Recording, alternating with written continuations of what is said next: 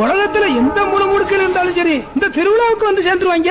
ஏன்னா தேனி கம்பம் போடி சுத்தப்பட்ட ஏரியால அவங்க வச்சதே சட்டம், அவங்க வச்சதே நியாயம். அவங்கள மீறி ஒண்ணும் பண்ண முடியாது.